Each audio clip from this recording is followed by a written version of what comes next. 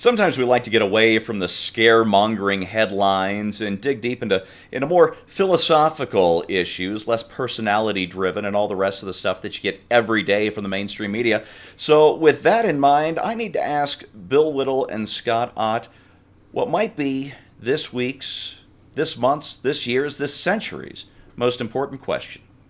Is Jeff Flake the stupidest person in Washington? Hi, everybody. I'm Steve Grade, and this is Right Angle. And gentlemen, when this question hit me, it must have been Monday afternoon as these headline stories about the outgoing senator from Arizona hit me, that there are so many levels to this stupid that it really requires an entire Right Angle segment. I want to run some of these past you here, Bill. GOP Senator Jeff Flake just threw a massive wrench in the GOP's Kavanaugh confirmation plan, thus making Democrats happy. He's a Republican. PJ Media headline. Whisper it because nobody knows. PJ Media headline said, after screwing the GOP, Jeff Flake parties with Democrat Senator Coons rock stars at Global Citizen Festival. That's another one of those right-leaning organizations, I'm sure. And finally, Senator Jeff Flake says he took a stand to save a broken Senate. Bill, after the 1-2 wind-up, do you really believe that punch at the end there? Well, he's an Uncle Tom. That's one way of putting it. Okay. You want to take that a little further, please? Yeah, sure. Jeff Flake, as I mentioned in Bill Whittle Now thing, he seemed to be enjoying it a little too much for my comfort. Was this before he was partying with the rock stars?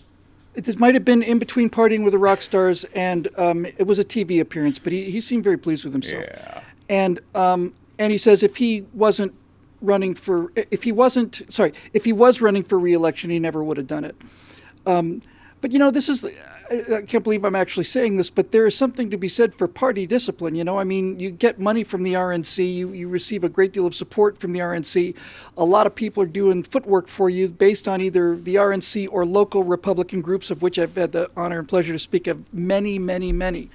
And that assistance is part of the deal that you make when when you basically sign up for a party. Now, you can argue whether parties are a good idea or not, and certainly make a case that they're not, but that's the reality of it. I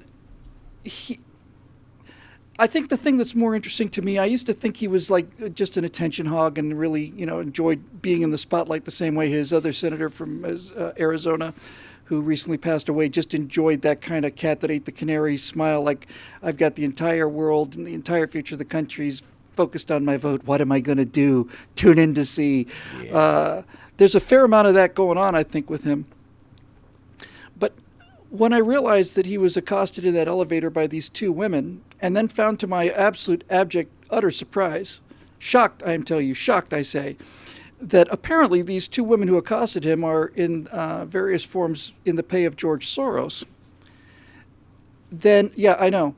Which is, if you think about it, when you think about all the women that have been accosted in the world, it's a significant number of people. I'm not trying to minimize that. The fact that a small elevator would hold Jeff Flake plus two women who had been sexually accosted and also who worked for George Soros, it's quite a remarkable coincidence when you think about it. So I'm actually beginning to think of him as as a guy who's, to be honest with you, just not very smart and not very strong. Whole thing may have just genuinely have been a kind of, spur of the moment kind of emotional decision. And this is my problem with Flake and my problem with the entire procedure. The whole thing is turning into a series of emotional decisions based on rising hysteria. And we would like to think that this kind of emotional hysteria and mob mentality is confined to where it should be, which is the House of Representatives. The entire idea of the Senate was to have sober, stately people whose temperaments were made of granite. The whole purpose of the Senate was that it would be hard to move. So I don't think he belongs there. I don't think he belongs in the House. He strikes me as the kind of guy who might do really well on a reality TV show. But to close this little diatribe, I thought at the time it was a catastrophe. I still am not sure that it's still think it's a very bad idea. But as time goes on during this last week, and since we don't see any new revelations on Kavanaugh, it has given time for Dianne Feinstein to admit on camera that she'd never asked her staff if she'd leaked the memo until right that very second. Well, how do you know your staff didn't leak it? I don't know. Have you asked them? They didn't leak it. What, did you ask them? I just now asked them.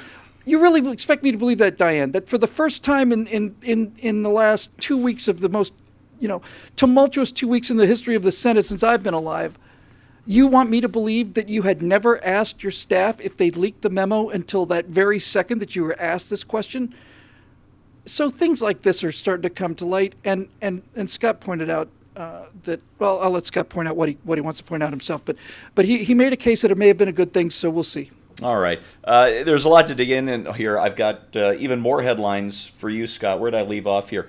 One headline accused Jeff Flake of using Christine Ford as a political prop, which, of course, that's going to anger the left that my last few headlines showed he was pleasing the progressive left.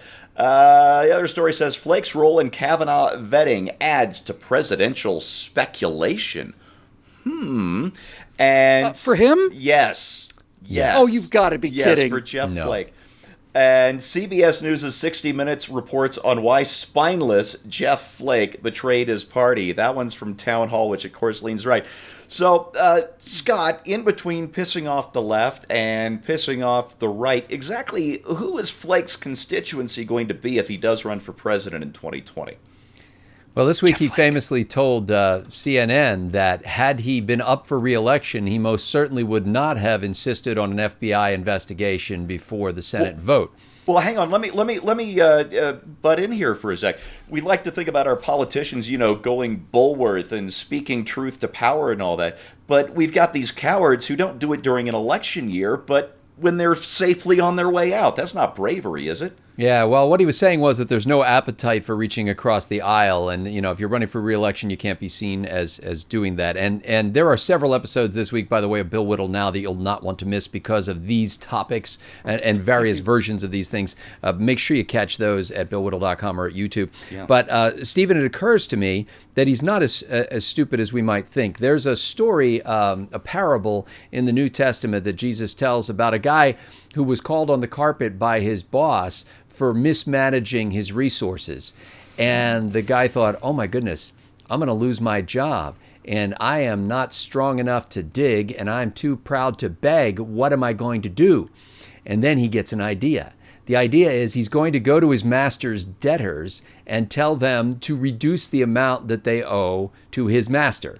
And so he goes to each guy and he says, hey, you owe my boss 50, scratch that out and write 25 on the invoice. You owe my boss 100, scratch that out and write 40 on the invoice. And so he goes around and does this because he is essentially greasing the skids for his next career. Yeah. He wants to be welcomed by the others. So what Jeff Flake, to my eyes, is doing is preparing for the after party, is preparing for the lobbyist job, is preparing for the position where he's going to work for either a law firm or a consultant, where his job will be essentially to be able to rub elbows with people on both sides of the aisle. And so this is, from a personal perspective for Jeff Flake, and after all, what is this all about if not about Jeff Flake? This is actually a very wise thing to do. And I do want to correct Bill Whittle because Bill was speculating on what the highly unlikely odds would be of two women who were employed by George Soros being in an elevator with a senator. Bill, may I just remind you, they were in Washington, D.C. Oh, so 100%. 118%. Yeah, got it. Yeah. Gentlemen, let me offer you kind of a synthesis of what you were saying. Bill, you said that Jeff Flake was probably suited for reality TV, and Scott, you said he's probably greasing the skids for his post-Senate career. I say yes, those things are both true. I'm not sure he's going to be the K Street lobbyist or working at the law firm. What I think he's doing is he's lobbying, he's trying out for his gig either on MSNBC or CNN, there's your reality television, as the conservative analyst who goes on TV to explain why Republicans are always wrong. Does this sound like a bad theory? Probably pretty much. It sounds like Stockholm syndrome. And that's what every single Republican has to some degree. Yeah. They have Stockholm syndrome. The Democrats have pop culture and personal ruin aimed at their heads. And some people more than others try to ingratiate themselves with their captors to make them like them so that they either won't shoot them or perhaps they'll shoot them last. Well, it sounds to me like Michael Steele, the former chairman of the RNC. It sounds to me like, what was his name, Steve Schmidt, that was the political consultant that worked with, was it the Bush campaign? We've seen a lot of people like this. And in fact, the doors are not open to you at these major media outlets, so-called, if you can call 1.87 million people watching a major media outlet. But the doors are not open to them unless they can fit in. They've got to fit with the culture. And what company doesn't want to hire somebody that's going to fit in with the culture? In this case, if you are actually waving the flag of conservatism, I'm looking at you, Jen Rubin, over at the Washington Post. I mean, how is she? She's the Republican there, and who's the guy with the loves the cut of his jib and the crease of his pants at the New York Times? David Brooks. Okay, it's David Brooks, yeah. So, that's the way you ingratiate yourself with the left. And I think I just see Jeff Flake doing the same thing. Now, by the way, person Smithers, I like the because Bill hinted at this, and you can get the full explication of this in an episode of Bill Whittle Now this week. But I do think that what the Democrats have done here and what Flake has done here, in fact, may redound to the good of the Republican Party and ultimately to the reelection of President Trump, in the sense that I think they have awakened a sleeping giant. I think that going after an otherwise apparently dignified, honorable man who's had a storied career on the bench and treating him as if he were scum and destroying his reputation. Machine. Yeah, and destroying his reputation in front of his wife and children and the whole world. I just don't think that, especially the core Trump voters, are going to sit back and take that, nor do I think many Republicans or even independents are just going to sit back and take that, because they may not understand the finer shades of meaning in the law and the kinds of things that the Supreme Court deals with, but they know what it's like to be slandered. And they know what it's like to live a normal life in the United States of America and then be pilloried because of it. Yeah, and there are a lot of women who think that could be my husband or that could be my son, getting pilloried like that for absolutely baseless accusations. Listen, folks, I can actually wrap this up very quickly. When I was writing about this important issue, is Jeff Flake the stupidest person in Washington, at the PJ Live blog earlier this week, I tried to come up with sort of a rhino-type acronym to describe him, and the best I could come up with was Democrat in all but name, which comes out to be just a horrible acronym, Diabun. Just stupid, awful, and I got, man, I need to do better than that, but then I was off doing other things and I couldn't.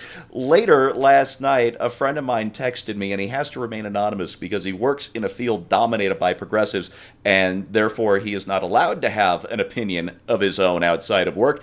But he texted me with a much, much better acronym. MABAD. Might as well be a Democrat. And there ain't nothing stupider than that. And that's your right angle on that with Bill Whittle and Scott Ott. I'm Steve Green. Thanks for watching. If you like what you see, please click over to BillWhittle.com. Become a member. We would love, love, love to have you on board. Thanks for watching, and we'll see you next time.